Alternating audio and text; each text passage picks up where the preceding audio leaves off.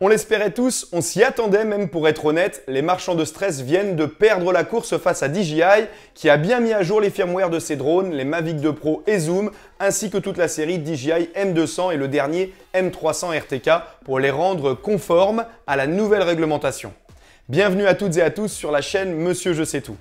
Ils l'avaient annoncé il y a plusieurs semaines dans un communiqué et ils l'ont fait. Les nombreux commentaires stressants sur Internet, une fois de plus, n'auront servi qu'à faire vendre des dispositifs gadgets devenus sans tarder obsolètes.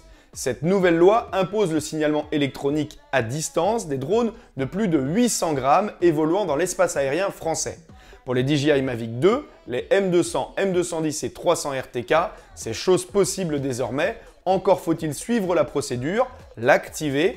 On va le voir dans le détail dans cette vidéo et attendre la validation des autorités françaises.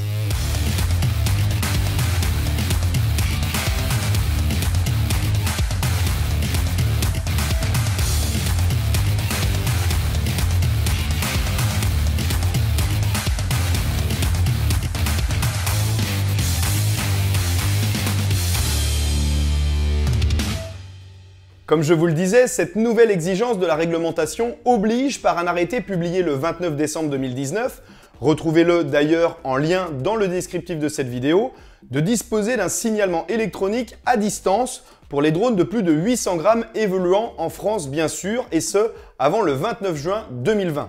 Un délai de 6 mois a quand même été laissé pour permettre à ceux dont les drones étaient déjà enregistrés sur Alpha Tango et ne disposant pas de cet équipement de série de se mettre en conformité et ce donc avant le 29 décembre 2020. Bien qu'il y ait peu de contrôle en France de ce côté-là, enfreindre cette loi vous expose à une amende de 135 € et qui peut être majorée jusqu'à 750 €. Concrètement, ce nouveau dispositif doit permettre aux forces de l'ordre d'identifier un drone en cas d'infraction des zones de vol ou un accident et in fine son propriétaire. En effet, le drone diffuse à intervalles réguliers son identité par un numéro d'identification de son contrôleur de vol que vous devez indiquer dans Alpha Tango, comme les véhicules et leur carte grise, au moment de son enregistrement ou de sa mise à jour, ce que l'on va voir maintenant. Petite parenthèse, pour rappel, le dernier né des Mavic, le Mavic Air 2 et ses 570 grammes, n'est pas concerné, tout comme la dernière machine de Parrot, le Hanafi USA, qui malgré ses performances optiques et de stabilité déconcertantes,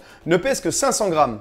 Autant dire qu'avec cette miniaturisation en marche, la limite de 800 grammes devrait très rapidement être revue à la baisse par le législateur français.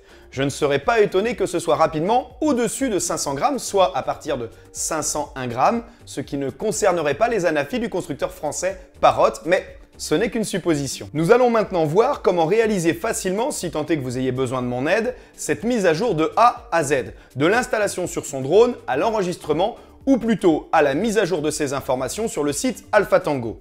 Car oui, cette manipulation et ce nouvel enregistrement sera bien nécessaire pour que vous fassiez entrer votre matériel dans la légalité avant la fin de l'année.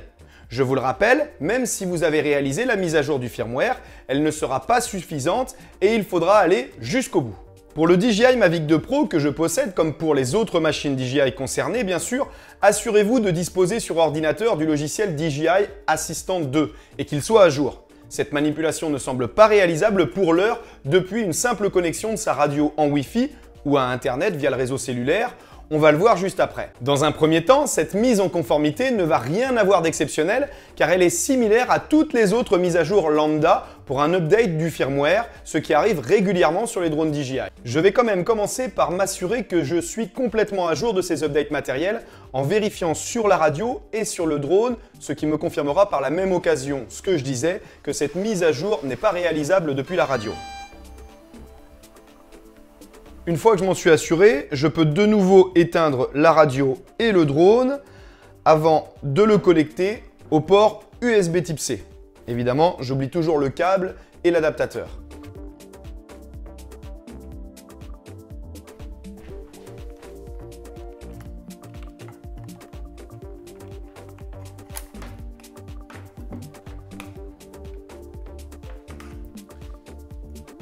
Je redémarre ensuite le drone. Petite parenthèse, il doit être chargé à plus de 50% pour que l'installation de la mise à jour se lance. Une fois démarré donc, et seulement ensuite, on lance le logiciel DJI Assistant 2, dispo sous Mac et PC bien sûr. Il reconnaîtra alors la connexion du Mavic 2 Pro Et on peut constater, contrairement à la radio précédemment, qu'il y a bien un update du firmware à réaliser. Il suffit de le lancer. Soyez patient durant ces mises à jour. Vous le savez, ça peut être très long. Allez donc prendre un café. Entre le temps de téléchargement du package qui va être installé sur la machine, puis son installation, j'en ai eu pour 25 minutes avec une excellente connexion Internet avec la fibre. Et ce qui est le plus traître et qui incite nombreux d'entre vous à débrancher le drone, c'est que le blocage, en tout cas le ralentissement de ces mises à jour, intervient à 99%. Alors que ça va très vite au début, ça reste longtemps à 99%, notamment pour vérifier l'intégralité du package avant son installation sur la machine. En fonction de votre connexion, de la disponibilité des serveurs DJI et peut-être des mises à jour de retard que vous avez, cette manipulation peut être plus ou moins longue. Surtout, il faut être patient pour voir s'afficher l'indication 100% complète sur l'écran. N'interrompez pas cette opération en cours, c'est le meilleur moyen de planter son drone et risquer un retour SAV. Voilà, c'est terminé. On peut maintenant rééteindre le drone avant de le vérifier. Pour la partie suivante, vous allez suivre avec moi sur l'écran la manipulation, très simple également. Pour info, il n'est pas nécessaire selon DJI que ces opérations soient enchaînées. D'ailleurs, bien que mis à jour, à aucun moment DJI empêchera pour l'heure le décollage sous prétexte que le numéro d'identification du contrôleur de vol n'est pas renseigné et enregistré sur Alpha Tango. En revanche, cette situation pourrait bien arriver dans le futur, comme nous l'avons déjà connu par le passé avec les cartes de vol. La mise à jour non réalisée empêchait toute utilisation du drone et franchement, dans ces moments, c'est vraiment énervant de devoir patienter, parfois loin de son ordinateur ou d'une connexion Internet décente, pour pouvoir poursuivre sa mission. Réalisons maintenant la mise à jour des informations pour finaliser cette mise en conformité. On va redémarrer le Mavic 2 Pro pour récupérer les informations nécessaires. On reprend les bonnes habitudes, on allume toujours la radio en premier, rien de technique, uniquement pour la sécurité en cas de décollage intempestif, ce qui devient très rare, même inexistant sur ces modèles récents. Tiens d'ailleurs, on pourrait profiter de cette vidéo de mise à jour pour échanger en commentaire sur les petites anecdotes catastrophiques ou marrantes que vous avez pu avoir avec vos drones. Il se pourrait bien pour une prochaine vidéo que je contacte certains d'entre vous à ce sujet. Décrivez simplement dans les coms, je vous en reparlerai. On va contrôler si le numéro d'identification du contrôleur de vol, le Fly Controller SN, s'il est bien présent, enfin il l'est, mais nous allons en avoir besoin. Il est parfois différent du numéro de série de la machine, comme moi. C'est grâce à lui que le drone va être en conformité, avec une subtilité quand même des autorités françaises. Je vous en parlerai à la fin de la manipulation. On se rend dans le même temps sur Alpha Tango pour procéder via son espace pro à la mise à jour des infos. On s'identifie, on sélectionne le drone à mettre à jour pour modifier ses informations.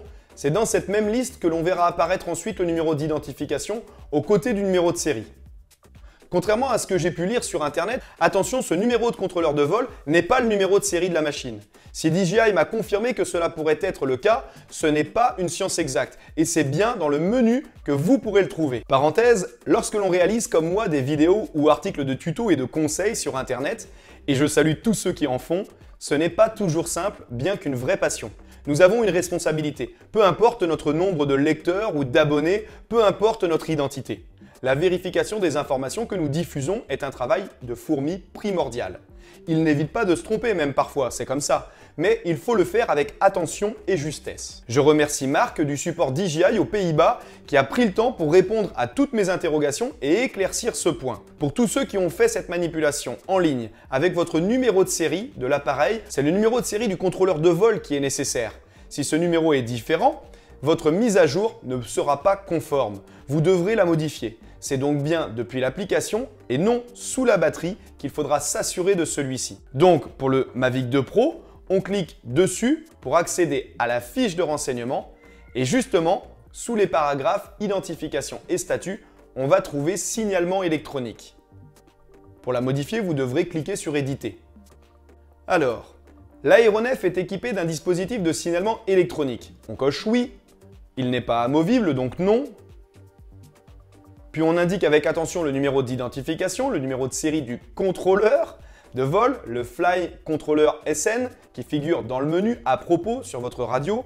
Le format d'identification international qui est choisi est la norme ANSI et les autorités françaises ont attribué le préfixe 1581E à DJI qui doit précéder l'entrée de votre Flight Controller SN pour obtenir 19 caractères avant de valider et de le confirmer de nouveau.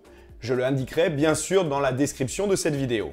Vérifiez ensuite qu'il est bien enregistré et qu'il apparaît désormais aux côtés du numéro de série de l'appareil dans la liste de vos matériels. Vous recevrez ensuite par email une confirmation automatique des autorités vous indiquant que cette modification a bien été enregistrée. Cependant, il est nécessaire, à l'heure où j'enregistre cette vidéo, de mettre ces informations entre parenthèses. Bien que répondant désormais à toutes les prérogatives pour entrer en conformité avec la nouvelle loi, cette mise à jour sur nos appareils n'a encore pas reçu l'aval des autorités françaises et le support DJI a bien insisté sur cette information et sur le fait que je devais vous la communiquer. Bien sûr, ça va rapidement être le cas, mais connaissant l'administration française, il était important de le préciser. Voilà pour cette courte vidéo, j'espère qu'elle vous aura aidé, accompagné dans cette démarche, dans cette bonne nouvelle, je dirais, tant pour nos appareils que pour l'avancée que ça apporte avec cette identification. J'espère que ce n'est qu'un premier pas vers une identification de tous les aéronefs. Dites-moi en commentaire quel est votre point de vue sur cette question. Il pourrait y avoir des différences entre les pros et les loisirs peut-être, mais ne creusons pas l'écart, c'est bien une même passion pour le drone qui nous unit. Si c'est votre cas d'ailleurs, si vous êtes passionné de photos, de vidéos, de drones comme moi, abonnez-vous, ça me ferait plaisir, et un petit pouce bleu pour m'encourager si ça vous a plu. Allez, à très vite, ciao!